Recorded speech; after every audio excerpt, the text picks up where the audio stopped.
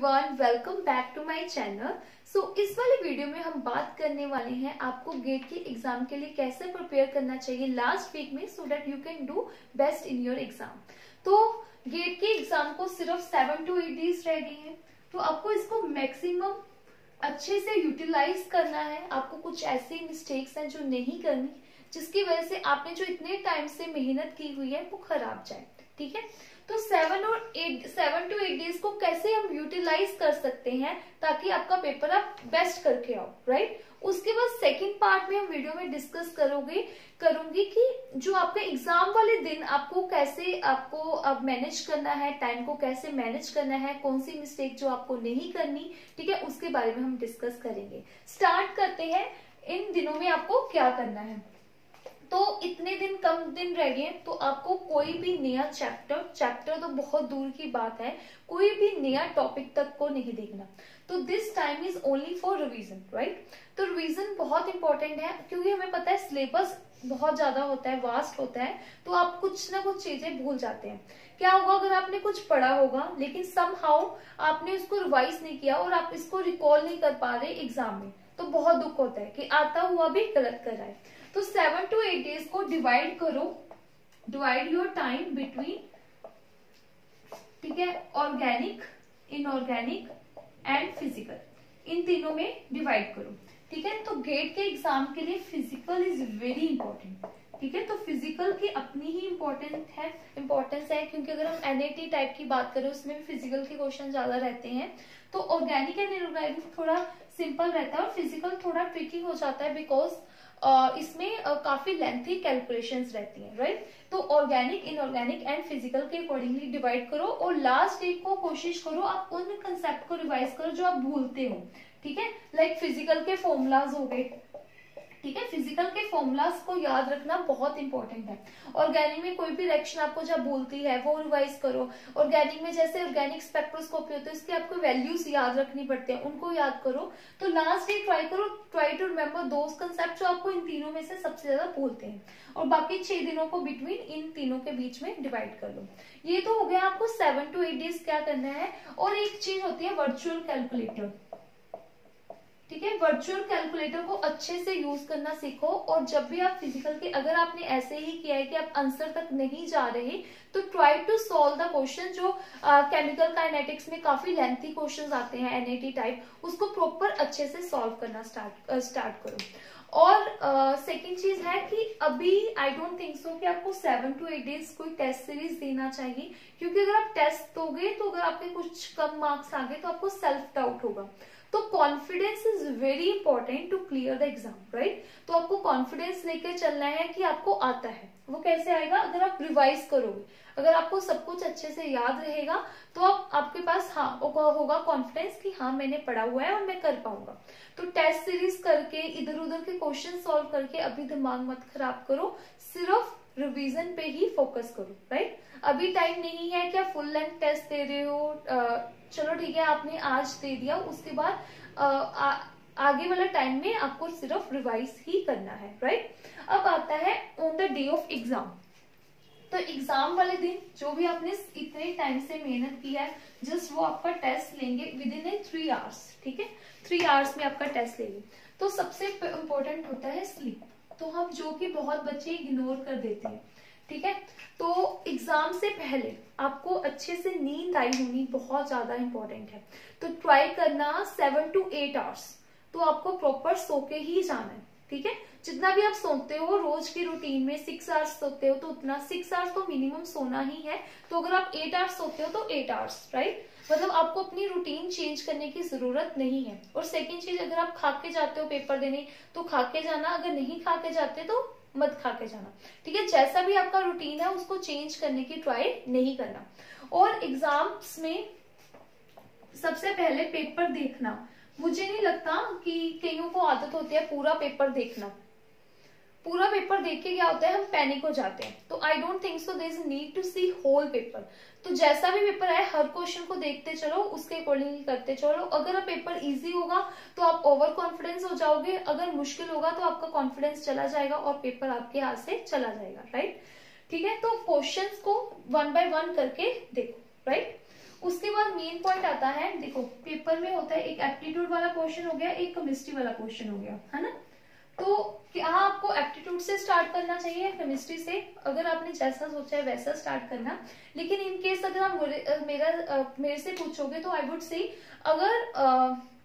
अगर आपने aptitude prepare किया है तो स्टार्ट विद एप्टीट्यूड, क्योंकि एप्टीट्यूड का पोर्शन इजी रहता है, ठीक है। तो नेट में तो बहुत इजी होता है, तो थोड़ा गेट में थोड़ा मुश्किल हो भी जाता है एज कम्पेयर टू नेट, पर अगर आपने प्रिपेयर किया है and if you are good in mathematics then definitely start with aptitude. और इंग्लिश भी रहता है, आई नो, ठीक है। तो अगर आपको एप्टीट्यूड नहीं आता और आपने बिल्कुल प्रिपेयर नहीं किया तो I would say definitely go for chemistry. इस पे टाइम मत वेस्ट करो, तो इस पे करना आफ्टर आपका जब लास्ट के 15 to 20 मिनट्स रह जाएंगे तब आप इस पे आ सकते हो, इस पे काम कर सकते हो, राइट। अगर हम केमिस्ट्री की बात करें तो इसके भी 3 क्वेश्चन रहते हैं, एमसीक्यू रहता है, एमएसक्यू रहता है और एनईटी रहता है ना। तो पेपर में टाइम मैनेजमेंट बहुत इंपॉर्टेंट है। ये देखो बाग के पेपर जैसा नहीं है कि you have plenty of questions, आपके पास बहुत क्वेश्चन है, आपको जल्दी जल्दी से करना है, तो आपके पास इनफ कम क्वेश्चंस है, आपको पास इनफ टाइम है। लेकिन अब आपको ये देखना है कि आपने बहुत जल्दी जल्दी करके मतलब क्वेश्चंस को गलत करवाना है। एक्यूरेसी इंपॉर्टेंट है, ये गेट के पेपर में एक्यूरेसी बहुत इंपॉर्टेंट है। I am telling you 1 marks करके और 0.25 मार्क्स करके रैंक बहुत आगे पीछे चला जाता है, ठीक है। अगर आपके पास 3 to 4 मार्क्स का पेपर होगा तो आपके रैंक में कई बार तो 500 तक का डिफरेंस आ जाता है, राइट। तो आपको एक्यूरेसी पे ध्यान देखना है, टाइम को अच्छे से मैनेज करना है 3 घंटे को, ठीक है। जैसे लाइक आपके पास जितने क्वेश्चंस हैं उसमें से ट्राई करना 2 to 3 मिनट्स क्वेश्चन को देने, ठीक है। तो क्वेश्चन को ट्राई करना एक बार नहीं 2 बार रीड करो, प्रॉपर्ली देखो क्वेश्चन में हम क्या करते हैं, अच्छा ये क्वेश्चन इजी है, उसको अच्छे से पढ़ते भी नहीं और जल्दी जल्दी कर लेते हैं, ठीक है। ट्राई करना क्वेश्चन को अच्छे से पढ़ना है, फिर देखना है क्या पूछा गया, उसके अकॉर्डिंगली आंसर देना है। कुछ क्वेश्चंस होते हैं जिसमें बहुत टाइम लगना है, हमें ऐसा होता है कि हाँ हमें सोचना पड़ेगा फिर हम इस क्वेश्चन को कर पाएंगे, उसके लिए उसको there is a option that is mark for review, इस ऑप्शन को यूज करना है, ठीक है। अगर आपको लगता है कि इस क्वेश्चन में 3 मिनट से 4 मिनट से मुझे ज्यादा लग रहा है तो उस क्वेश्चन को लीव करना है और मार्क फॉर रिव्यू उसको एंड में करना है, ठीक है। तो मार्क फॉर रिव्यू इसी के लिए होता है, इस ऑप्शन को अच्छे से आपको यूज करना है, राइट, ठीक है। अगर आपने सोचा है मुझे एमसीक्यू, एमएसक्यू, एनईटी इसमें से क्या अटेम्प्ट करना है, जो भी आपने सोचा है उसके अकॉर्डिंगली करो, जो भी आपने टेस्ट सीरीज दी हो, जो भी आपको लगता है सुटेबल है आपके लिए उसके अकॉर्डिंगली करो, राइट। 2 to 3 मिनट्स देने हैं, इससे ज्यादा नहीं देना, टाइम वेस्ट नहीं करना और मार्क फॉर रिव्यू ऑप्शन को अच्छे से यूज करना है, ठीक है। और सेकेंड इंपॉर्टेंट बात कि हम कितने नंबर का पेपर अटेम्प्ट करके आएंगे। देखो पेपर लास्ट टाइम इजी आया था तो कट ऑफ ज्यादा गई, अगर पेपर मुश्किल आएगा तो कट ऑफ कम होगी। तो आप घर से टारगेट सोच के नहीं आ सकते कि मुझे इतने नंबर का अटेम्प्ट करना है, then only I will be satisfied, तभी मैं मतलब रैंक ले पाऊंगा। वो डिपेंड करेगा कि पेपर का लेवल कैसा है। तो कोशिश करनी है, specially in this section negative marking है, नेगेटिव तो आपको जो आता है उसी को आपको अटेम्प्ट करके आना है, आपको कुछ भी तुक्का नहीं लगाना अगर आपने अच्छे से प्रिपरेशन की हुई है, राइट। तो एमएसक्यू और एनईटी में आप तुक्का लगा सकते हो, but the same thing one thing कि एमसीक्यू में तुक्का नहीं लगाना।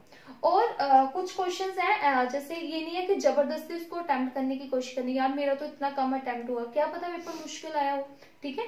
तो पेपर कितना अटेम्प्ट, ये घर से टारगेट बना के नहीं आना। और इस चक्कर में क्या है, आपने 70 अच्छा मुझे तो 70 to 80 मार्क्स लेने और यहाँ पे आप तुक्के लगा रहे हो, ठीक है। या इतनी जल्दी जल्दी पेपर कर नहीं, मुझे तो इतना पेपर अटेम्प्ट करना है, जल्दी जल्दी में आप प्रॉपरली पेपर क्वेश्चंस पढ़ ही नहीं रहे और गलत मलत सारे करके आ गए, ठीक है। तो नेगेटिव मार्किंग को बचाना है, जो भी आप क्वेश्चन कर रहे हो मेक श्योर आपने उसके लिए सेव बटन प्रेस किया हो, ठीक है। समटाइम हमें लगता है कि हमने लास्ट मोमेंट में क्या होता है कि हमने प्रेस कर दिया और वो क्वेश्चन एंटर ही नहीं हुआ होता, ठीक है। तो ये वाली पैनिक करना नहीं है, पैनिक वाली सिचुएशन को नहीं लेकर आना, आराम से बिल्कुल खुले दिमाग से पेपर करके आना है।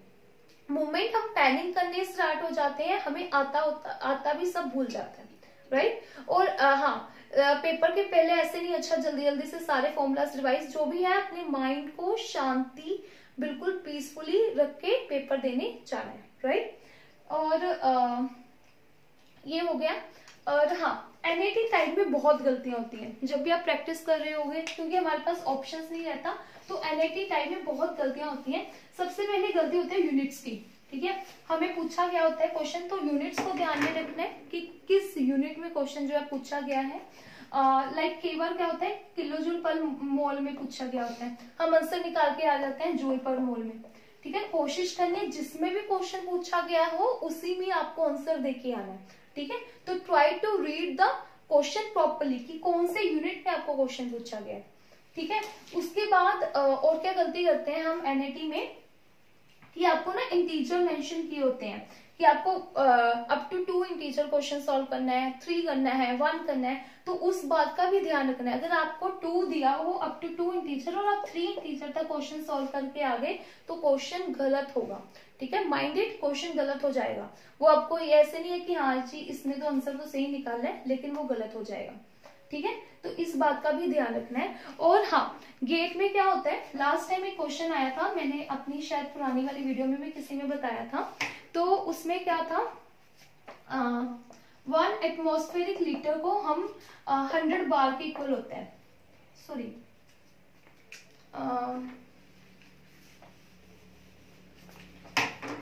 1 bar litre is equal to 100 joule के इक्वल होता है, but 1 atmospheric litre is equal to 1.0 joule के इक्वल होता है। लेकिन अगर हम क्या करते हैं, नेट में आपके पास ऑप्शन है, you can take 1 atmospheric litre is equal to 100 joule. ठीक है, तो आपका आंसर सही आ जाता है, मैच कर जाता है। लेकिन अगर आप गेट में ऐसा करोगे ना कि 1 एटमॉस्फेरिक लीटर को चलो मैं सॉल्व करने के लिए 100 जूल ले लूं, तो आंसर गलत हो जाएगा, आई एम टेलिंग यू। तो वो रेंज ऐसे देते हैं कि वो 101 के अकॉर्डिंगली स्टार्ट होगा। ऐसा क्वेश्चन लास्ट टाइम आया था और वो गलत हुआ था अगर किसी ने 100 जूल लिया। तो इस बात का बिल्कुल ध्यान रखना, जो एग्जैक्टली वैल्यू है गेट में प्लीज राउंड ऑफ करने की ट्राई मत करना, बिकॉज वो वर्चुअल कैलकुलेटर देते हैं तो वो ऐसा उन्होंने आंसर अपने अकॉर्डिंग टू रेंज आते हैं, लेकिन उन्होंने आंसर ऐसे प्लान किए होते हैं, अगर कोई राउंड ऑफ करेगा तो वो गलत हो जाएगा। ठीक है, मोस्टली सभी केसेस में ऐसा होता है, कुछ केसेस और जिसमें नहीं होता होगा, लेकिन हो ही जाता है। ठीक, इस बात का ध्यान रखना, जो एग्जैक्ट वैल्यू है उसी को लेकर चलना। ठीक है, so this is all about today's video. I think आपको यूजफुल लगा हो, and all the best for the exam, and thank you so much for watching.